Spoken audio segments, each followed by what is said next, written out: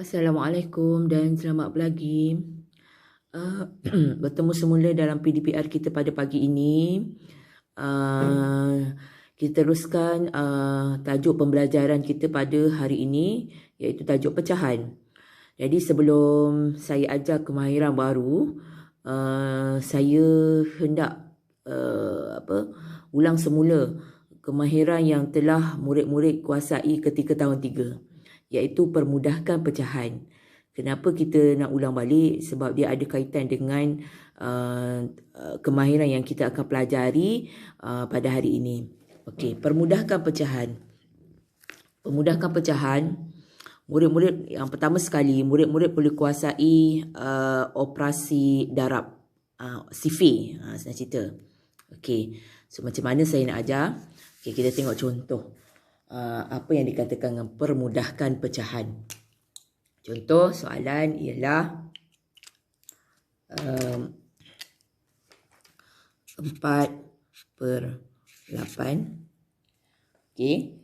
1/6/10.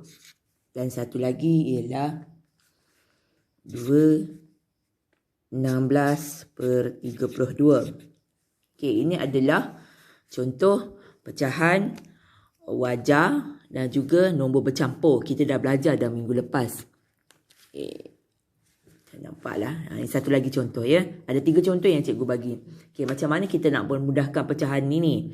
Okey, kita tengok contoh yang pertama iaitu 4/8. Okey, bagaimana kita nak mudahkan? Maksud mudahkan di sini ialah kita kena kecilkan pecahan tersebut. Okey, macam mana caranya? Yang pertama sekali, kita kena kuasai sifir. Okey, 4/8.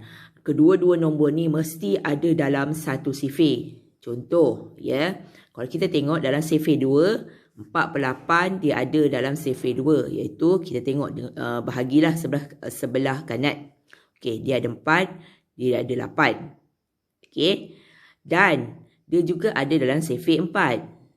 Okey, 4 dan 8 dia ada dalam satu sifir, iaitu dalam sifir 4, 8. Maknanya ada 2 sifir. Kedua-dua nombor ini ada. Jadi, kita kena pilih nombor sifir yang paling besar, iaitu 4. Okey, macam mana nak permudahkan? Okey, kita tengok.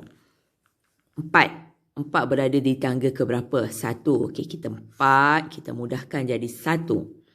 Okey, 8. Tangga yang ke berapa? 2. Okay, kita mudahkan, kita kecilkan, kita potong jadi 2.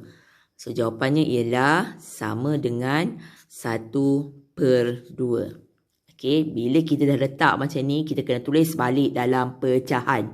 Pecahan termudah, 4/8 sama dengan 1/2. Okey, kita tengok contoh yang kedua. Okey, contoh yang kedua ialah 1/6/10. Macam mana kita nak permudahkan? Okey, macam saya kata tadi, kita kena tengok sifir. Sifir apa yang ada kedua-dua nombor ni? 6 dan 10. 6 dan 10. Dalam sifir apa dia ada? Okey, kita tengok. Daripada, kalau lebih elok sebenarnya kita kena tengok daripada sifir yang besar. Okey, sampailah sifir ke kecil. Okey, kita tengok. Mana? Ada tak? Okey, contoh 3. Dia ada 6. Okey, ada 6 tapi 10 dia tak ada. So, kita tak boleh guna. Okey, kita tengok sifir 5. Sifir 5 dia ada 10. Sini. Tapi dia tak ada 6. Jadi, 5 ni pun tak boleh guna. Kita tengok sifir 2. Okey, 6. 6 ada. 10 pun ada. Jadi, kita permudahkan menggunakan sifir 2. Okey, kita pun mudahkan dia. Okey, ini ada nombor bulat. Nombor bulat ni biarkan. So, 6. 6 tangga 3. 10 tangga 5. So, kita potong 10, kita jadikan 5. Apa jawapan dia? Sama dengan tulis semula nombor bulat. 1, okey, 3/5. Ini adalah pecahan yang telah dimudahkan. Okey, seterusnya ialah contoh yang ketiga ni. 2/16/32. Okey, seperti biasa kita tengok 16 dan 32 ni ada dalam survey apa. Okey, kita tengok daripada besar. Okey, tak ada 8. Okey, 8 dia ada 16 dan dia ada 32 kat sini. Jadi kita boleh guna survey 8. Okey, macam mana caranya? 16. Kita tengok 16. 16 tangga yang keberapa? 2. Jadi kita potong jadi 2. Okey, 32. Kita tangga yang keberapa? Tangga 4. Kita potong jadi 4. So, tulis semula sama dengan, okey, apa dia punya nombor bulat? 2 per 4. Okey. Dekat sini kita tengok lagi. 2 per 4. Okey, boleh tak dipermudahkan? Boleh. Sebab 2 dan 4 dia ada dalam survey 2. Kalau kita tengok balik survey 2. Ada kan?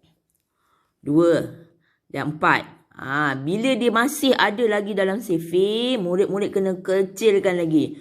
Okey, 2 tangga berapa? 1. 4 tangga berapa? 2. So, kita buat jawapan 1 per 2. 1 per 2. Ada dalam survey? Ada. Survey 1. Survey 1 tak boleh guna. Dia hanya melibatkan survey 2 sampai seterusnya.